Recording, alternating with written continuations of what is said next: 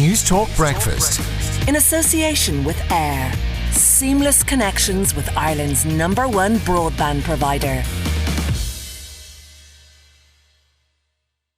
There are growing fears in government that the COVID-19 Delta variant could be responsible for more than 1,000 cases a day by July 19th. That, of course, is the date on which international travel is due to resume and the hospitality industry hopes to reopen its doors. To discuss this, we're joined by infectious disease specialist at the Royal College of Surgeons Ireland, Professor Sam McConkey. Sam, how worried should we be about this surge in the Delta variant? Have we enough people vaccinated to cope with it, and particularly the most vulnerable, or have the goalposts been moved by this new variant? Thanks, Shane. I think that we will see a big rise in cases. I'm not sure if it'll be by the 19th of June. I'd say between 3 and 6 weeks will be Sam, cases of Delta virus per day. Sam, you're just breaking up a little bit. I'm not sure if you're in a position to move. You're just gone. Let's just check that. Let's maybe try again, and we'll see how you are now. Okay.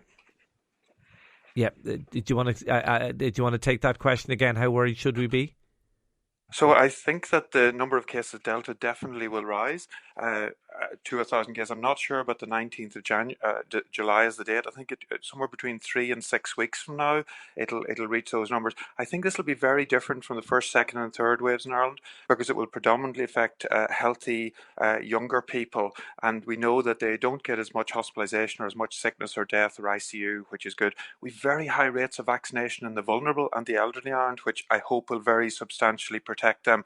What I worry about is that about 5% of the young people who get it will get some of the post-COVID ongoing symptoms. We know there are clots, we know there's heart issues and strokes and various other manifestations that go on for months or perhaps even years after it. So that's what I worry about.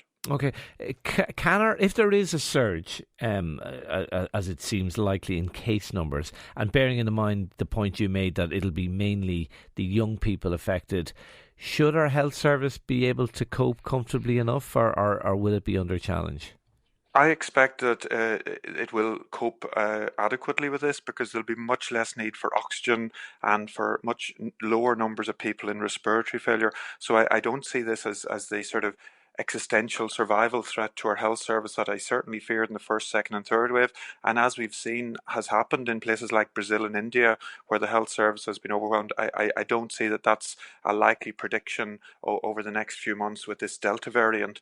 Whether another variant would come in and do that, that's a different question. But this Delta variant we've seen in UK, in England and a little bit in Northern Ireland, that there are large numbers of cases but much less severe respiratory failure and hospitalisations. What do you make of the UK's decision to press ahead with opening up? And just interesting, I'm reading a quote here from Richard Tedder, a virologist at Imperial College London. He says that easing up while infections are still rampant comes with a very real risk of facilitating the escape of variants which will be even more resistant to vaccines and potentially more infectious. Failing to recognise this is playing with fire. Is he being overly pessimistic? Is Boris Johnson actually right? I think that there are political reasons for this, and obviously our political leaders act on political judgment. So I see it as a political move. I need to bring hope, bring a sense of normality. And there is a huge social division in who gets COVID. It tends to be much more vulnerable groups. And even within UK, it's very much in certain areas and not in others. So I think it's the political leaders there very much sort of playing to their constituency who feel a need to get back to normal. But I think it comes with very high risks. I was surprised to see that. I think the population know enough about COVID now that most of them will continue to still wear masks and still keep some couple of metres away from others. So it's not that they're saying just go back to 2019 levels of behaviour, Shane. It's more let's use individual responsibility. Unfortunately, in many areas there's a good level of knowledge to do that, but I don't think that will be adequate. I think we'll see a lot of cases in the UK. So UK being too gung-ho, are we being too conservative? Well, so this is an issue for our national risk appetite. You know, whenever I don't know if you ever had to do investment with your partner or somebody else and see what is your appetite for risk. Yeah. And often we find that it's quite different. Unfortunately, now we need a national discussion by our national politicians about what is our appetite as a nation for risk. Are we willing to look at, 50 or 100 deaths, or for example, a mortality and morbidity similar to, for example, farmers' occupational mortality or fishermen's occupational mortality or cyclists or road accidents. So we've got to look, it is a risky world. world we all live in. We don't like to talk about that. And once our risks of SARS-2 and COVID become similar to other risks like the roads that we take every day, then my view is we should maybe seriously consider saying, yes, if we all use the roads every day and that's the sort of level of risk, then opening up and having a similar risk from COVID is okay, because most people in around 5 million made that choice. Yeah, it's a really fair point, and you're right, a lot of people don't want to face up to it, but it is a choice we make, for example, about getting into a car. I'm just looking at the most optimistic scenario from NPHET. Now, maybe these will be revised due to just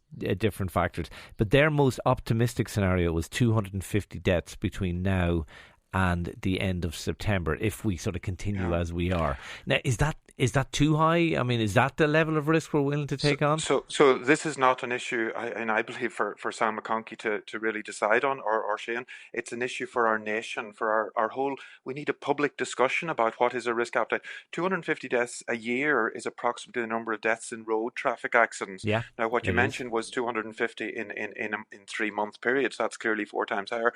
But we're getting now to similar risks, or it's 4 times higher, but it's still getting in there, completely different from what we saw in the first, second and third wave. So that's a political discussion that we all need to participate in, is are we willing as a society to accept those risks? Because if we don't go for zero COVID, we absolutely have to accept some risk. Yeah. So the question then becomes how much, and to me that requires a big national discussion that because we are in it together. It's a society decision, not an individual one. That's a very challenging one, about looking at mortality, morbidity from public policy. Now, you could say smoking policy has something similar, and alcohol. There are lots of public policies that have certainly health impacts. There's no doubt about that. And once, as I said, the rates of COVID bad things are similar to other risks that we take, then we should be considering it. But to me, needs a political discussion to lead, and a difficult one at that, a very grown up, mature and kind of sobering one. It'll be hard because different people have different appetites for risk, so it's a real challenging one. Okay, fascinating stuff. Professor Sam McConkey, always good to talk to you. Thank you indeed for talking to News Talk Breakfast. Interesting point Sam makes about that conversation we need to have.